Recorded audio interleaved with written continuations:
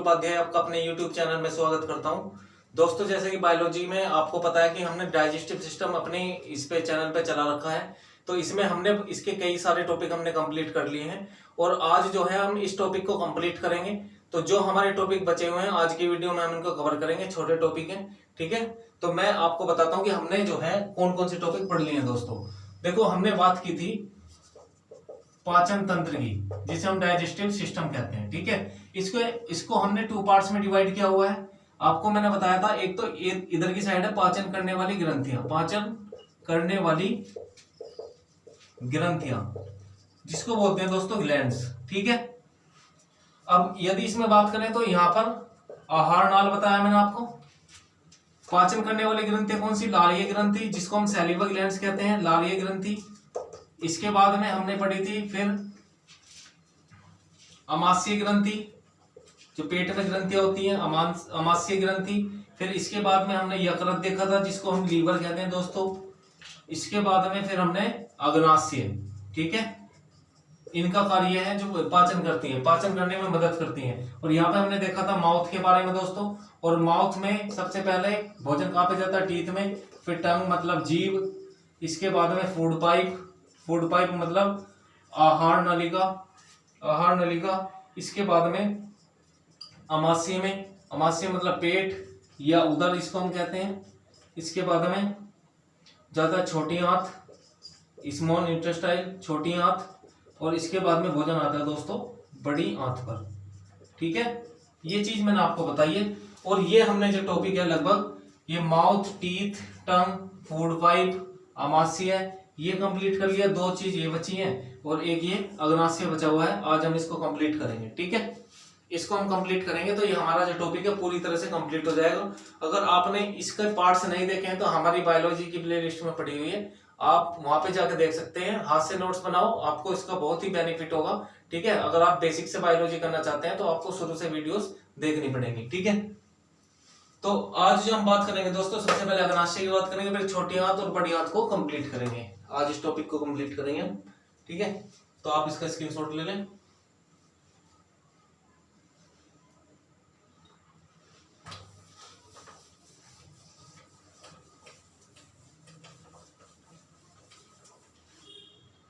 अब बात करते हैं दोस्तों हम अग्नाशय की, जिसको हम पैनक्रियास कहते हैं। अग्नाशय, अग्नाशय इसके बारे में बात करेंगे। देखो, ये जो अग्नाशय है इसकी जो खोज की है, इसकी खोज की है एक साइंटिस्ट थे, लैंगरहैंस, लैंगरहैंस ने की। इसकी खोज किसने की? लैंगरहैंस ने। अगर हम इसके आकार की बात करें तो आकार होता है इसका दोस्तों पत्तीनुमा। जो इसकी शेप होती है, आकार होता है, वो होता है पत्तीनुमा आकार, ठीक है। जैसे पौधे की पत्ती होती है इसी तरह का ये क्या होता है? अग्नाशय होता है।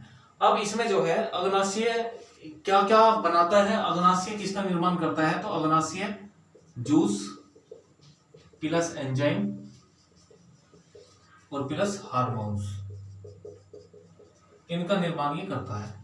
जूस की बात करें तो जैसे मैंने आपको बताया था, रस या आंसू, इसे बायोलॉजी में हम क्या कहते हैं? जूस कहते हैं, ठीक है। एंजाइम्स जो बड़े पार्टिकल को छोटे पार्टिकल में कन्वर्ट करता है। जो हम खाना खाते हैं उसे छोटे उसमें बदलना, पार्टिकल में, अणु में, उसको हम कौन करता है? एंजाइम्स करता है। हार्मोन्स जो हमारी बॉडी में पाए जाते हैं, जैसे आपको पता है सोमेटोपिक हार्मोन्स है ना। तो ये बहुत सारे हार्मोन्स है जो अलग अलग पार्ट के अलग अलग होते हैं। बाल और नाखूनों में अलग हार्मोन्स, तो इस तरह के हार्मोन्स, तो ये तीन चीजों का निर्माण करता है। तो इसलिए इसी को ही हम क्या कहते हैं? मिश्रित ग्रंथि कहते हैं। अग्नाशय को क्या कहा जाता है दोस्तों?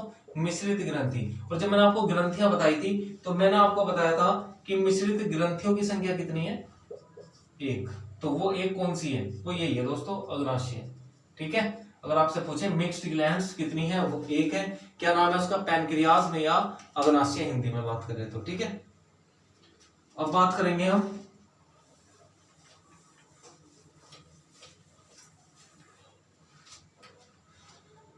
अग्नाशय के प्रकार की, कि कितने प्रकार इसके होते हैं, ठीक है। अग्नाशय के देखो, अग्नाशय के अगर प्रकार की बात करें तो इसके प्रकार कितने होते हैं? चार प्रकार होते हैं, चार प्रकार होते हैं अग्नाशय के। और इन चार प्रकारों को किसके नाम से जानते हैं? लैंगरहैंस की दीपिकाओं के नाम से जाना जाता है दोस्तों इनको, दीपिकाओं के नाम से जाना जाता है। अब ये कौन कौन सी है, नंबर 1 अल्फा, नंबर 2 बीटा, फिर थर्ड नंबर पे डेल्टा, फोर्थ नंबर पे एफ सेल। ये क्या है, सेल है मतलब कोशिका है, सेल। अगर इसमें सबसे ज्यादा बात करें प्रतिशत की, अगर हम बात करते हैं तो सबसे ज्यादा तो होती है बीटा सेल 70%, ठीक है 70% होती है, ये 20% है। और ये अपने आप में यदि हम बात करें 5% ये होती है और 5% ये होती है, ठीक है। तो आप इसके प्रकार का स्क्रीनशॉट लें, फिर हम आगे चलते हैं।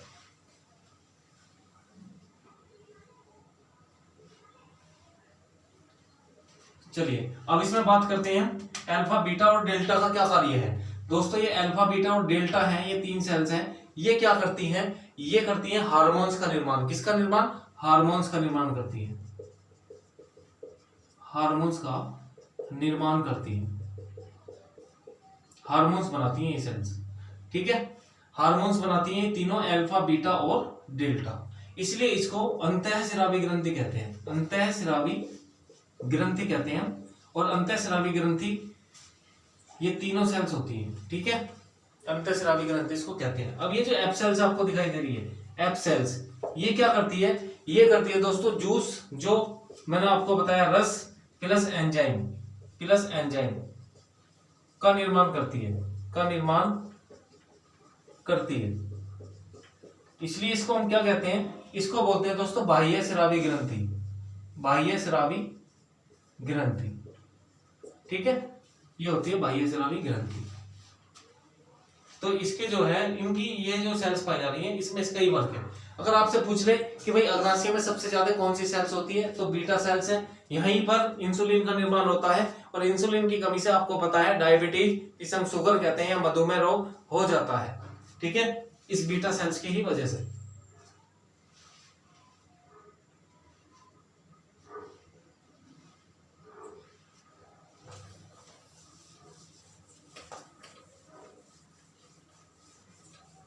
चलिए अग्नाशय हमारा कंप्लीट हुआ। अब हम बात करेंगे दोस्तों छोटी आंत के बारे में। दूसरा टॉपिक है हमारा छोटी आंत। यहां से क्वेश्चन बहुत पूछा जाता है, इसकी लंबाई इतनी इंपॉर्टेंट है कि एग्जाम में सबसे ज्यादा इसकी ही लंबाई पूछी जाती है। देखो बड़ी आंत नाम की ही बड़ी आंत है, लेकिन उसकी लंबाई क्या होती है, कम होती है। छोटी आंत की लंबाई क्या होती है, बड़ी आंत से ज्यादा होती है, ठीक है। तो इसके बारे में डिस्कस करेंगे, क्योंकि यहाँ से क्वेश्चन आता है तो बच्चे ज्यादातर कंफ्यूज हो जाते हैं। तो सबसे पहले हम इसकी लंबाई की बात करते हैं कि इसकी लंबाई कितनी होती है। दोस्तों इसकी लंबाई होती है 6 से 6.5 मीटर, ठीक है। ध्यान रखनी है कि छोटी आंत की लंबाई कितनी, 6 से 6.5 मीटर। और इसका जो आकार है, इसकी शेप कैसी होती है, इसका आकार होता है दोस्तों अंगुली नुमा। कैसा होता है, अंगुली नुमा, जिस तरह की हमें उंगली होती है, ठीक है, इस तरह का होता है। अगर हम इसकी शेप की बात करें तो कुछ इस प्रकार से होता है। पहले वाले भाग को बोलते हैं, हम इसे पहले वाले भाग को बोलते हैं डेडुनम, डेडुनम। दूसरे वाले पार्ट को बोलते हैं जेजुनम, जेजुनम। और थर्ड वाले पार्ट को बोला जाता है दोस्तों इलियम, इलियम, ठीक है। ये वाले पार्ट है, इनके सबके पार्टों का कार्य अपना अलग अलग है। इसके पार्ट की यदि हम बात करें डेडुनम, जेजुनम और इलियम। देखो डेडुनम वाला भाग किससे कनेक्ट होता है, लीवर से कनेक्ट होता है। और आपको पता है कि लीवर का कार्य क्या होता है, भोजन को पचाने का होता है। अमाशय के बाद में क्या होता है कि खाना छोटी आंत में जाता है। अमाशय मतलब पेट के बाद में जो खाना पचता है वो कहां पे जाता है, छोटी आंत में जाता है। और लीवर और अग्नाशय एंजाइम्स या जूस बनाकर छोटी आंत को क्या करते हैं, ट्रांसफर करते हैं, ठीक है। इसके बारे में बात करेंगे। देखो ये जो डेडुनम वाला पार्ट है, मैंने आपको बताया डेडुनम वाला पार्ट ये किससे कनेक्ट है, ये है लीवर से, लीवर से जुड़ा हुआ है, लीवर से कनेक्ट है। अगर हम इसकी बात करें अमाशय के बाद में कहां पर जाता है खाना, छोटी आंत में जाता है। इसको लिख लो, अमाशय के बाद, अमाशय के बाद खाना छोटी आंत में जाता है, छोटी आंत में जाता है या ट्रांसफर होता है, ठीक है। लीवर और अग्नाशय, लीवर और अग्नाशय क्या करते हैं, लीवर और अग्नाशय ये दोनों लीवर और अग्नाशय क्या करते हैं, एंजाइम्स या जूस बनाकर किसको ट्रांसफर करते हैं, छोटी आंत को। एंजाइम या जूस जो पसीना या आंसू है बनाकर छोटी आंत को ट्रांसफर करते हैं। ठीक है, ये कार्य है, इसका स्क्रीनशॉट ले लें। फिर हम बड़ी आंत के बारे में बात करेंगे, फिर हम बड़ी आंत के बारे में डिस्कस करेंगे।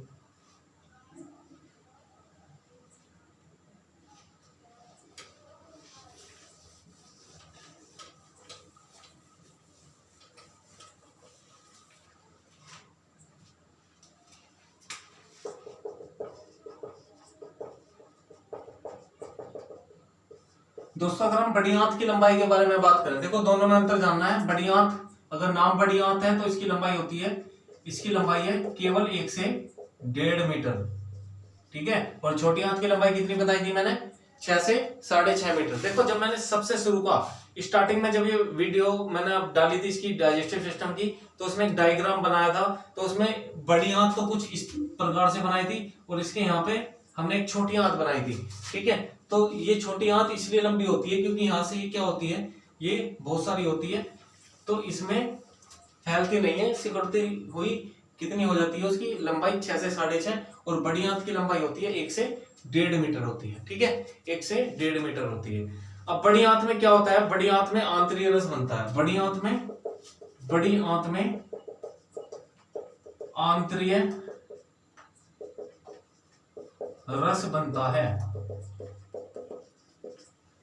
बड़ी आंत में आंतरीय रस बनता है। अगर हम इसके पीएच की बात करें तो पीएच भी आप जान लो, वैसे पीएच इसका इतना इंपॉर्टेंट नहीं है, पर फिर भी 8.4 से 8.6 के बीच में होता है इसका पीएच। पीएच की फुल फॉर्म मैं आपको कई बार बता चुका हूं, पोटेंशियल ऑफ हाइड्रोजन या पावर ऑफ हाइड्रोजन आप बोल सकते हो। ठीक है, अगर हम इन दोनों के अंतर की बात करें, भाई बड़ी आंत और छोटी आंत में क्या अंतर हो सकता है, तो उस अंतर को और जान लेते हैं। चलो मैं एक बार बता रहा हूं। देखो बड़ी आंत में पानी अवशोषित होता है, जबकि छोटी आंत में मिनरल्स का मतलब है जितने भी खनिज है, विटामिन और दूसरे तत्व क्या होते हैं, अवशोषित होते हैं। बीमार होने से न केवल भोजन का पाचन बल्कि पोषक पदार्थों का, पोषक तत्वों का क्या होता है, अवशोषण होता है। ठीक है, बात करेंगे यहाँ पे।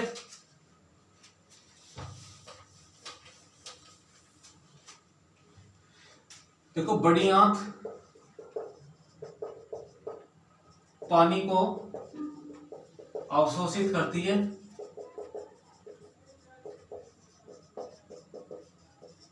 जबकि छोटी आंत में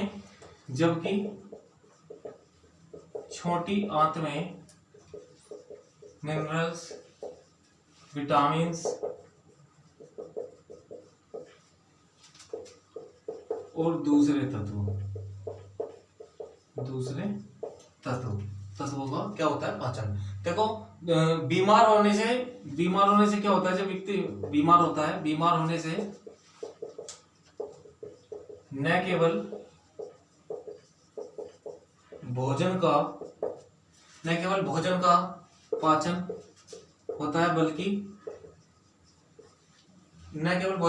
होता है, बल्कि पोषक तत्वों का अवशोषण होता है। जो पोषक पदार्थ होते हैं हमारे शरीर के लिए अच्छे होते हैं, पोषक तत्वों का क्या होता है, अवशोषण होता है। ठीक है, ये छोटा सा अंतर है बड़ी आंत और छोटी आंत में, तो थोड़ा सा आपको ध्यान रखना है। आप इसका भी स्क्रीनशॉट ले लें।